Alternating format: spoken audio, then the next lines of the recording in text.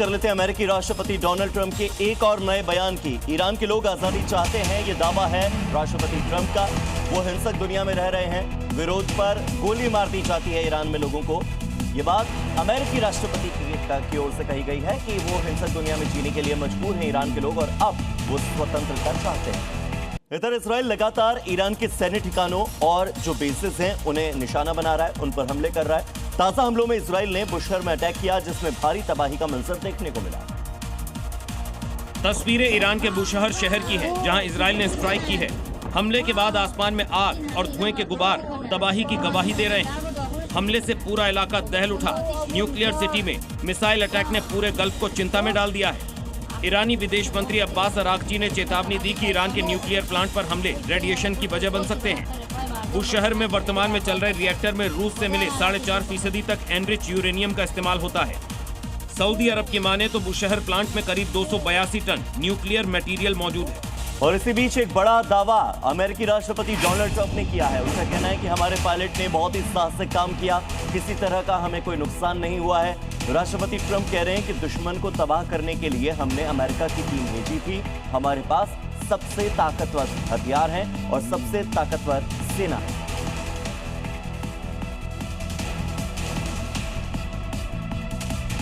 क्या अमेरिका किसी बड़े मिशन की तैयारी में है? दरअसल यूएस नेवी ने कैलिफोर्निया के तट पर हाई इंटेंसिटी कॉम्बैट ड्रिल शुरू कर दी है और इसमें बॉम्ब डिस्पोजल स्क्वाड की स्पेशल टीम्स ने हिस्सा लिया।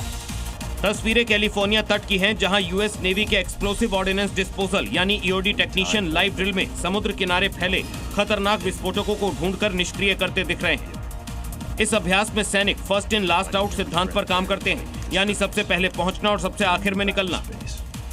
साफ है, यूएस नेवी अपनी युद्ध क्षमता को लगातार धार दे रही है। इस तरह की ड्रिल्स किसी बड़े ऑपरेशन की तैयारी का हिस्सा हो सकती है।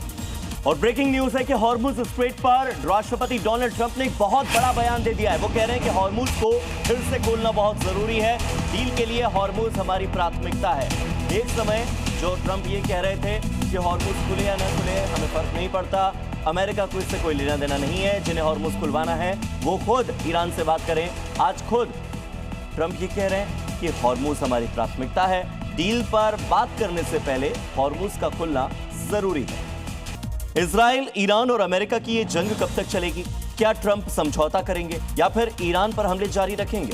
दुनिया में सबसे बड़ा सवाल यही है, क्योंकि जंग की वजह से ग्लोबल संकट पैदा हो रहा है। कई देश प्रभावित हो रहे हैं, लेकिन ट्रंप ने जंग रोकने पर क्या कहा है, आइए आपको वो सुनाते हैं। इसके साथ ही ट्रंप ने प्रेस कॉन्फ्रेंस में भी ईरान को एक रात में खत्म करने की धमकी दी है। साथ ही ये भी कहा है कि जरूरत पड़ी तो ईरान को खत्म करने वाली कार्रवाई कल रात भी हो सकती है। इसके अलावा ट्रंप ईरान को पहले ही धमकी दे चुके हैं कि अगर 48 घंटे में हॉर्मुज नहीं खुला तो वो ईरान को नर्क बना देंगे, जिसकी मियाद भारतीय समयानुसार बुधवार सुबह 6 बजे के आसपास होगी। उसके बाद देखना होगा कि ट्रंप जंग में और क्या क्या करते हैं।